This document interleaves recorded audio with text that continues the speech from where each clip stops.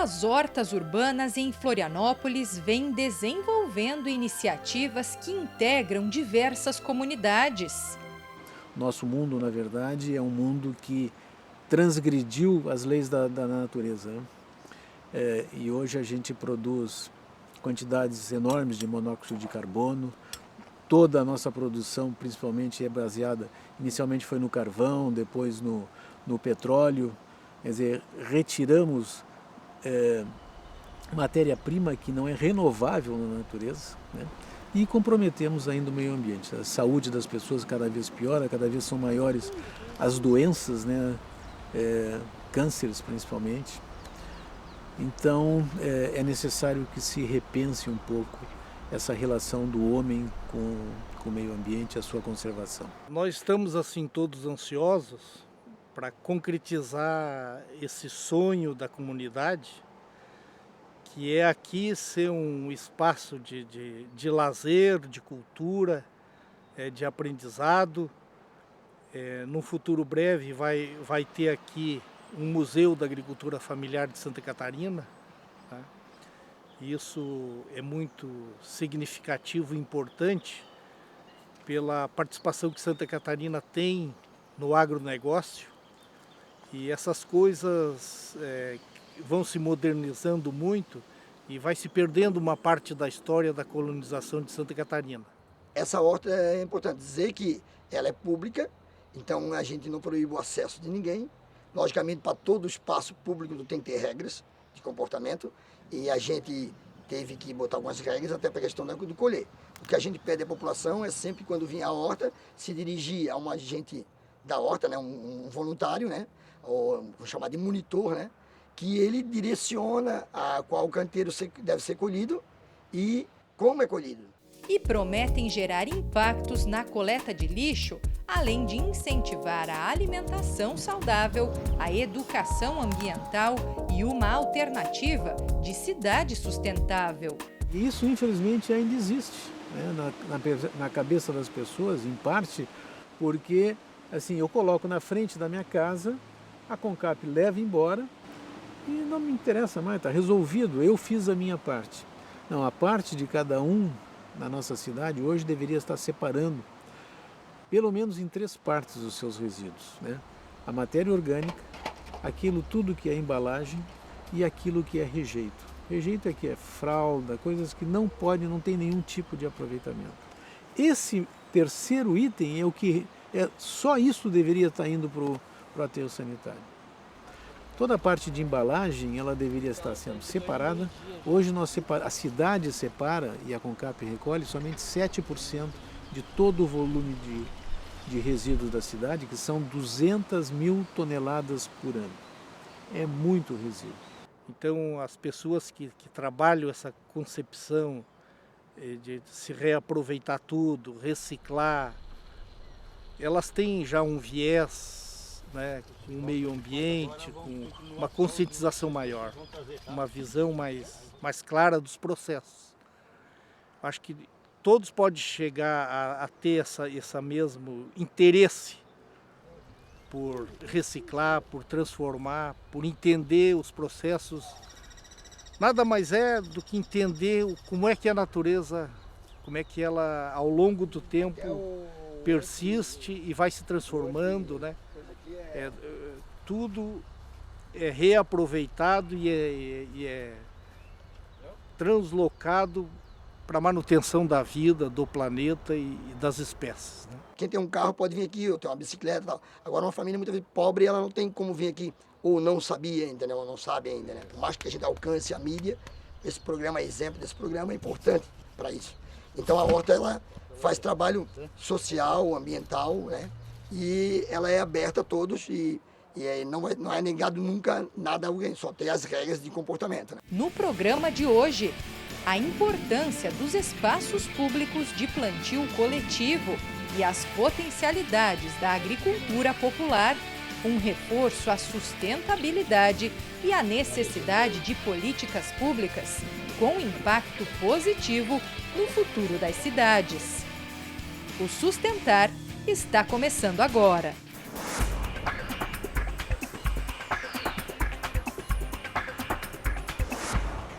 As hortas comunitárias fazem parte de pelo menos 5 projetos da Companhia Melhoramentos da Capital, mas a Prefeitura já soma 35 ações em escolas municipais, postos de saúde, bairros e espaços de lazer de Florianópolis, como o recém-inaugurado Jardim Botânico da cidade. O que nós combinamos aqui com os 167 pessoas que vieram?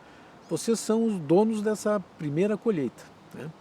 Então, nós estamos agora chegando na terceira fase dessa horta aqui. A primeira foi o plantio, a segunda foi a colheita das hortaliças, de acordo com elas ficavam prontas para a colheita, e nós estamos chegando agora na parte da floresta, né? Então, assim, estamos com a produção daqueles elementos de maior extrato. Então, nós temos agora o aipim, temos o milho, mais uns dias, eu acho que mais uns 20, 30 dias vamos poder colher o milho, e aí vem uma segunda etapa.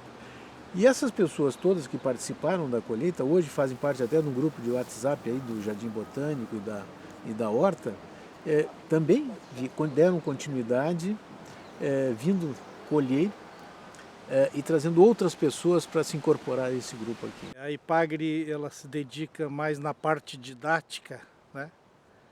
De formação de crianças, de jovens agricultores que vêm para o centro de treinamento. Então nós mantemos, tanto aqui na área do horto, unidades didáticas de plantas não convencionais, que hoje está muito na moda. Essas plantas não convencionais são plantas da horta dos nossos antepassados que nós estamos resgatando pelo valor nutricional e pela a história que elas representavam uma pequena farmácia para os nossos antepassados.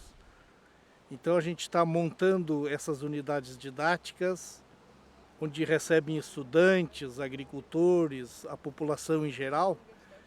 E aí a gente pretende, a partir do próximo ano, distribuir mudas para que o pessoal tenham nas suas residências, nos seus quintais, nas hortas verticais que hoje se pratica em apartamentos e residências urbanas, para que eles possam replicar isso e continuar essas plantas não convencionais fazendo parte da cultura da nossa gente. Nós, no passado, comíamos alimento natural, né? Porque nós tínhamos a questão do escambo, né? Nós fazíamos a política do escambo, da troca, naturalmente. Então, o nativo já tinha muito essa questão de comer as coisas naturalmente, a sua mandioca, o seu empim naturalmente. Hoje, os atuais jovens têm essa preocupação, uma certa parte, então viram com muita alegria, até com uma participação bem boa, de pegar seu alimento, de participar do voluntariado. Em cada espaço, os participantes aprendem as técnicas orgânicas para o plantio dos alimentos e contribuem com a manutenção dessa fonte sustentável de saúde, lazer e integração social. A gente almeja um futuro muito diferente para a cidade. Gostaríamos de ver essa cidade como uma referência nacional, né? Isso é possível com esse projeto da compostagem, da agricultura urbana, com a implantação dos ecopontos, com a coleta diferenciada de vidro. Somos a primeira cidade aqui no sul do país também a implantar um projeto dessa natureza. Eu acredito e almejo que a próxima administração trate isso como política pública, né, para que ela possa crescer, ter investimentos. Os engenheiros agrônomos aqui eles têm um papel fundamental, que é nessa parte de orientar como é que se produz, como é que se multiplica essas plantas, essas espécies de hortaliças em geral, e das próprias árvores nativas da região, onde terão canteiros com mudas para serem distribuídas. E isso, além da caminhada que a população vai dar aqui, ela vai poder participar dessas oficinas e vai poder levar para casa uma lembrança para poder aprender a cultivar. A visita de colégio aqui é constante. Então essa demanda, né, é constante, e aí os colégios vêm aqui, nós temos uma relação até com os colégios do campestre, claro, por estar mais próximo. Então é comum as crianças virem aqui e sair com 10 alfaces, cada um na mão, 15 alfaces pela Pequeno Príncipe, né, cada um com a sua alface, E aí aqui é explicada a questão educativa da questão da compostagem, provando para eles que o próprio dito lixo orgânico nada mais vai virar comida, entendeu? Ou seja, o que é chamado de lixo nada mais é do que próprio futuro alimento, que vai virar compostagem e compostagem vai virar um adubo que vai alimentar a planta e dali tu vai tirar o chorume. Então é mostrado para eles essa questão de como plantar, explicar para eles o tipo de planta. A gente está fazendo uma política agora futuramente de catalogar todas, mais ainda, né, todas as ervas medicinais, né, catalogar e dizer para que serve, né, os alimentos. A gente tem só os nomes, né, das plantas. A seguir, além dos benefícios que chegam à mesa nas refeições, os efeitos das hortas sociais e os resultados na coleta de lixo.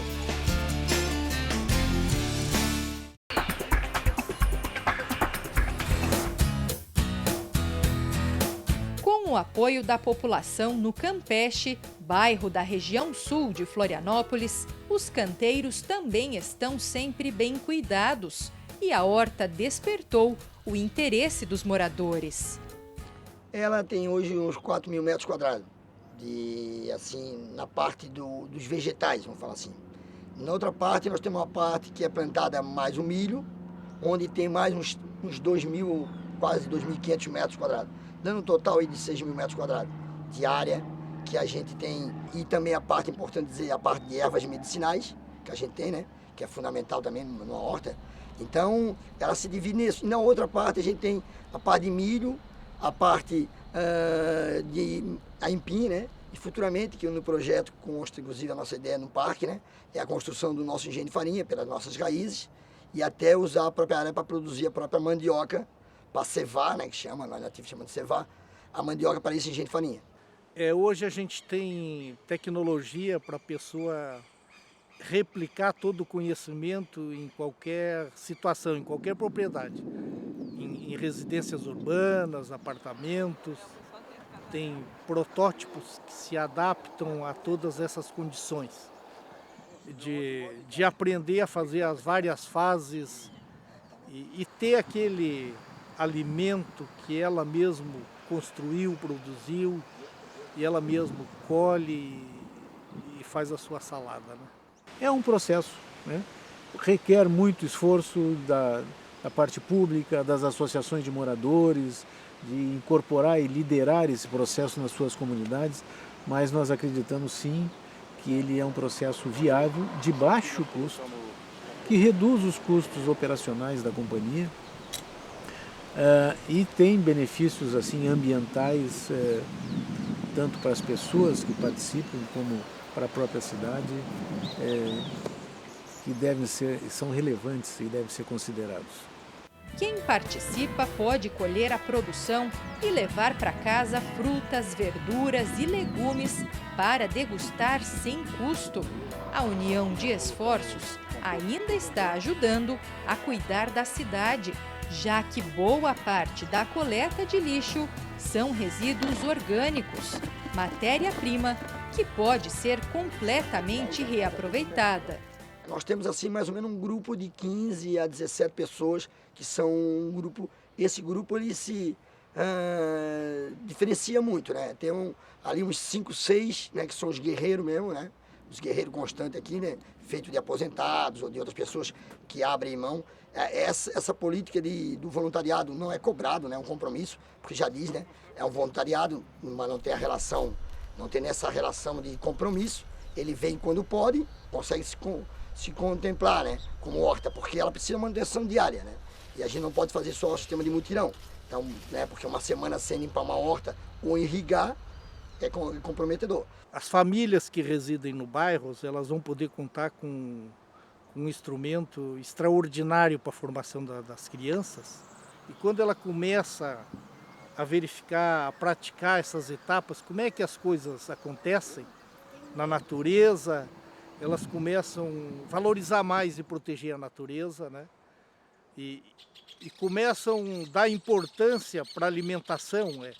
É nessa fase de adolescência, de criança, é que os bons costumes da alimentação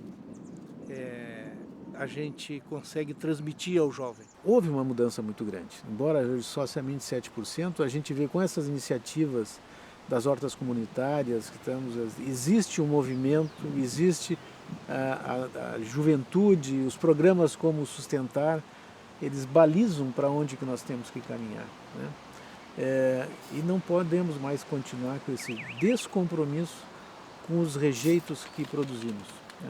Todos nós, inclusive a legislação federal diz isso, né?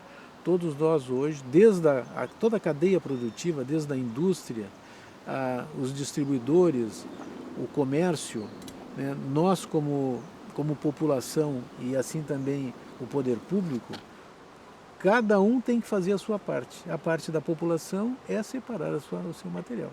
No próximo bloco, o planejamento para continuar trilhando os caminhos da sustentabilidade e os desafios para incluir o meio ambiente em políticas públicas.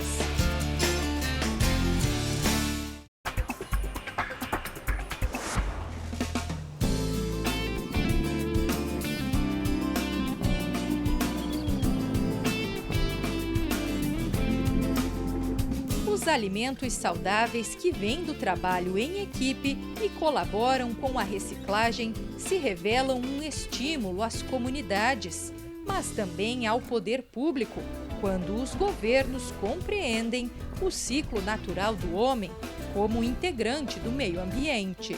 Nós estamos terminando agora o nosso plano municipal de coleta seletiva, né? Foi um trabalho mais ou menos de 1 ano e meio, e tem toda uma caracterização dos resíduos da cidade. 16% do que nós produzimos é rejeito, é aquilo que não tem condição de ser aproveitado e somente, portanto, 16% das 200 mil toneladas ano deveriam estar indo para o aterro sanitário. O restante é matéria-prima, né? Ou é matéria seca, né, embalagens que deve voltar para o processo produtivo, reintroduzido na indústria, ou é matéria orgânica que tem diversas formas de tratamento. A matéria orgânica também, ela tem processos hoje de decomposição com aproveitamento energético, produção de biogás, transforma isso em calor, em frio, em eletricidade, quer dizer assim, aí evidentemente aí com investimentos, né, de outro nível. Aquilo que é feito em casa, produzido na sua horta, ela sai livre de todos uma carga de produtos químicos. Então, a pessoa tem condição de escolher o que vai comer e aquilo passa a ser quase como uma farmácia benéfica, né? Cheia de nutrientes e de propriedades medicinais, que é o que caracteriza a maioria das olericulturas, né? É muito importante essa parte, onde a indústria química ela tem muita facilidade, coloca tudo na prateleira. E eu acho que não é a questão, saúde não se trata hoje de poder aquisitivo. O poder público, através do seu agente público, né, o servidor público, muitas vezes ele não consegue abrir a cabeça para a importância disso, ou de repente o poder público ele é deficiente de fiscalizar. Essa área é um exemplo disso. Há anos a comunidade cuida disso aqui. Há anos a comunidade tira toneladas de lixo aqui. Há anos a comunidade usa isso aqui. A comunidade usa o campo da aviação. O primeiro time de futebol aqui dentro, Unidos, está desde 1943 aqui dentro. Com políticas públicas que garantem resultados imediatos e a longo prazo e comunidades atuantes, cada vez mais as cidades parecem encontrar a receita do desenvolvimento sustentável e os caminhos do sucesso estão interligados à sustentabilidade econômica, social e ambiental. Nós temos que cuidar da nossa casa, e a nossa casa é o planeta, né? E cada um precisa fazer a sua parte. Então, o Papa ele é um ecologista de mão cheia, né? Ele defende, quer dizer, toda essa coisa. Primeiro, o homem como o centro da sociedade, né? Que todas as nossas ações deviam estar voltadas para a conservação do homem. E nós somos parte integrante dessa natureza, né? Se nós não nos enxergarmos assim e resolvermos os problemas que temos hoje produzido, né, em função dessa coisa da economia que cada vez quer produzir em maior escala. Somos 7 bilhões de pessoas, seremos em breve 9 bilhões de pessoas. É preciso alimentar esse povo todo, né, cada vez usando mais o espaço, mais defensivos agrícolas, mais agrotóxicos. Então, assim, ó, é preciso ter um controle. Depois dos anos 80, dada a necessidade do crescimento da estrutura física das escolas, os espaços que se tinha para a construção de hortas foram ocupados com a construção civil. Então, são raríssimas as escolas, mesmo no meio rural, que tenham um espaço para que as crianças possam praticar um programa de reciclagem, um programa de hortas. Foi vamos dizer assim, um pecado que aconteceu, uma falta de planejamento, em que mesmo no meio rural as escolas têm muita dificuldade de trabalhar essa parte educacional. E você vai ver, se tu tirar o teu lixo reciclado de casa e dar um destino correto, e tu tirar o teu lixo orgânico de casa, tu vai ficar com o teu higiênico, que pode virar, inclusive, entendeu? Gases, ou seja, a energia, entendeu? Até o higiênico pode ser queimado e tal, e virar energia. É um ciclo natural das coisas, de tu viver do próprio meio ambiente sem agredir ele. Dá para tu fazer isso, entendeu? Dá para tu fazer isso tranquilamente. Nós não podemos continuar crescendo como população mundial indefinidamente, principalmente as populações da Índia, da China, aquelas mais pobres, né, da África, onde nós vemos assim, ó, centenas de pessoas se deslocando de um lugar não sabendo nem para onde vai em busca de alimentos. Isso é uma tragédia humana, né? E é importante que se diga assim, ó, o que se produz de alimento hoje no mundo é suficiente para alimentar a população existente. Existe uma má distribuição da alimentação, né? Então, assim, nós como humanidade precisamos refletir sobre esses resultados, né, que nós temos alcançado e ter uma postura diferente.